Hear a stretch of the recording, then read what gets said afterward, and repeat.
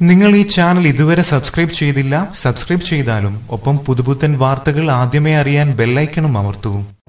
Civil service നേടിയ ശ്രീധന്യയുടെ നേട്ടം കേരളീയർ ആഘോഷിക്കുമ്പോൾ ആ നേട്ടത്തിന് താങ്ങും തണലുമായി നിന്ന അച്ഛൻ ഇടയംവയൽ അമ്പലക്കൊല്ലി കോളനിയിലെ സുരേഷ് ഇത് ജന്മസാഫല്യം. 9ാം ക്ലാസ് വിദ്യാഭ്യാസവുമായി കൂലിപ്പണിയെടുത്ത് കുടുംബം പോറ്റുന്ന ഒരു സാധാരണക്കാരൻ മാത്രമല്ല സുരേഷ്. നിത്യവും വായിക്കുന്ന 5 ദിനപത്രങ്ങളിൽ നിന്ന് ലഭിച്ച ലോകവിവരമാണ് മകളെ ലക്ഷ്യസ്ഥാനത്തെത്തിക്കാൻ അദ്ദേഹത്തിന് വഴികാട്ടിയായത്. ഉയർന്ന സാമ്പത്തിക ശേഷിയുള്ളവർക്ക് പോലും കൈവരിക്കാനാകാത്ത സ്വപ്നതുല്യമായ നേട്ടത്തിലേക്കാണ് മകളെ സുരേഷ് കൈപ്പിടിച്ചുയർത്തിയത്. മഴ പെയ്താൽ ചോർന്നൊലിക്കുന്ന വീട്, ചുവരുകളിൽ നിന്ന് മണ്ണ് അടർന്നു വീഴുന്നു, വാതിലുകൾ ദ്രവിച്ചു തീരാറായി, ജനലുകൾ പ്ലാസ്റ്റിക് ഷീറ്റിട്ടാണ് മറച്ചിരിക്കുന്നത്. സിവിൽ സർവീസിന് പഠിക്കുന്ന മകൾക്ക് പുസ്തകം സൂക്ഷിക്കാനോ വായിക്കാനോ മേശയോ കസേരയോ അലമാരയോ ഇല്ല. 11 വർഷം മുൻപ് സർക്കാർ നൽകിയ പണി പൂർത്തിയാകാത്ത വീട്ടിലാണ് മാതാപിതാക്കൾക്കും ഇളയ സഹോദരനുമൊപ്പം ശ്രീധന്യ താമസിക്കുന്നത്. സുരേഷ് കൂലിപ്പണിക്ക് പോകുമ്പോൾ ഭാര്യ കമല തൊഴിലുറപ്പ് പണിക്ക് പോകും. കൂലിപ്പണി കഴിഞ്ഞെത്തിയാൽ പോലും സുരേഷ് വിശ്രമിക്കാറില്ല. വീടിനോട് ചേർന്ന പുൽക്കുടലിൽ കരകൗശല വസ്തുക്കൾ നിർമ്മിച്ചു വിൽക്കും.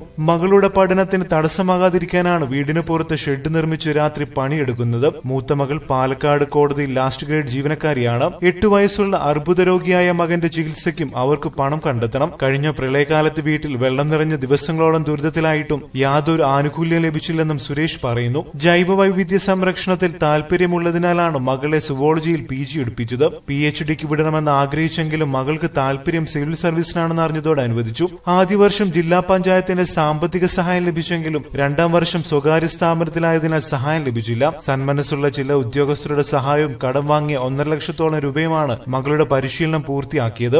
സഹോദരൻ ശ്രീരാഗ് സുരേഷ് മീനങ്ങാടി പോളിടെക്നിക്കിൽ ഇലക്ട്രിക്കൽ ആൻഡ് ഇലക്ട്രോണിക്സ് എഞ്ചിനീയറിംഗ് വിദ്യാർത്ഥിയാണ്.